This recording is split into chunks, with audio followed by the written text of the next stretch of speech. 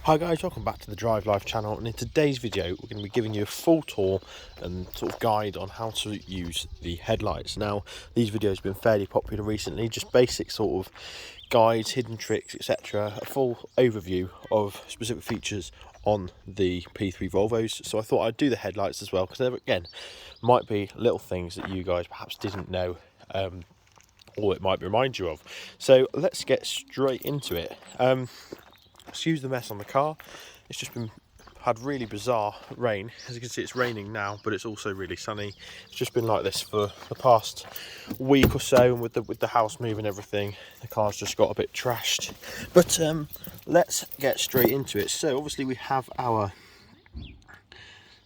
headlight controls here. These are all very simple really. So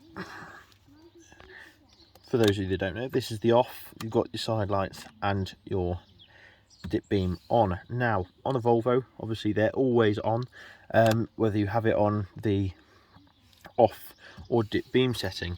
The only difference is that when it's in the off position, you cannot activate the high beams to keep them on. You can just do a quick flash, but they won't stay on, which is pretty much the only way you'll find out at night that your headlight dial isn't on the completely on.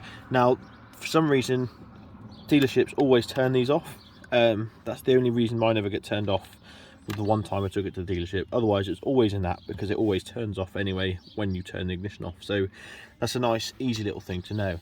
This middle position here is the side lights, but it's also your parking lights. So if you park on a sort of a dark road or a corner or something like that, then if you stick your parking lights on, then people will be able to see you. And it's a feature that's pretty much never used nowadays, just because if you leave it too long it'll wear your battery out, or run it down even. So yeah, this is a little feature that most people don't even know about because it's never used. Obviously here we have our headlight adjustment, the height adjustment, and again that's fairly self-explanatory, isn't it, with the dial there. And then you've got two fog lights if your vehicle is fitted with the fog lights, front and rear. And the easiest way to tell between the difference, or the difference between the two, that the front fog light aims downwards and the rear fog light aims sort of straight back, and they will come up on the dash in the same fashion. So if you're wondering which one's which, if it's pointing slightly downwards, that is the front fog lights, and if it's pointing straight back horizontally, then that is the rear fog lights. So there's a few more little useful features regarding headlights and high beams and everything like that, and the most well used one, or the one I find the most useful, is the follow me home lights. Now as you can see, I've just turned the ignition on. That's just to trick the car into thinking that I've just come home. So what I'm going to do now, stop engine, turn the car off, get out. I'm just going to pull the high beam stalk back. And now what this will do is it will activate the dip beams and keep them illuminated for a specified amount of time. And I'll show you guys how to specify that amount of time shortly. But as you can see, the dip beams are now on, and obviously the keys and everything's out of the car. Now you can just turn them on before the timer finishes by pressing the light button on the key. When you press it again, they won't come on again, so you need to press the high beam button. However, let's show you how to specify the time. There's a deep in the car settings. We'll just turn it all on here. Let's zoom it in so you guys can see it easily. So what we're going to do, go to menu, turn that down because it's making a right old racket. And now scroll down to car settings, light settings. You've got lock confirmation light, which is just your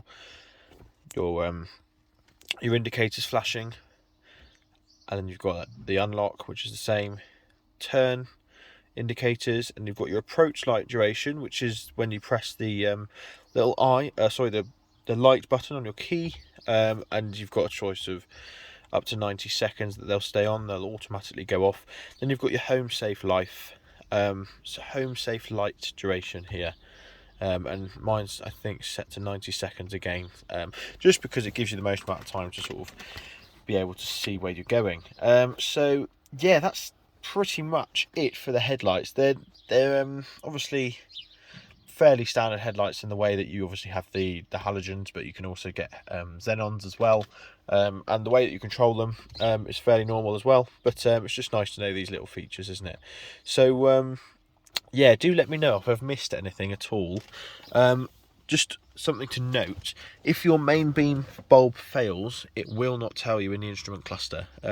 That's a bizarre sort of omission, because the dip beam does. The position light, that no one actually knows what that is, that's always failing. And every sort of used Volvo that I've come across, especially P3 Volvos, they seem to like to go straight through position beam bulbs, position light bulbs, just because there's something that no one can work out what they actually are. I've got a video on the channel if you haven't seen that already, how to replace it.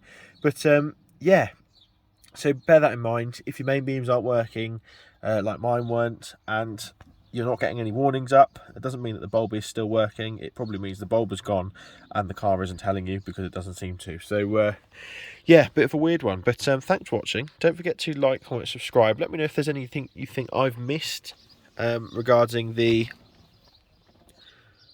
headlights, because yeah, it's something that we all take for granted. But yeah, I'll see you next video. Cheers.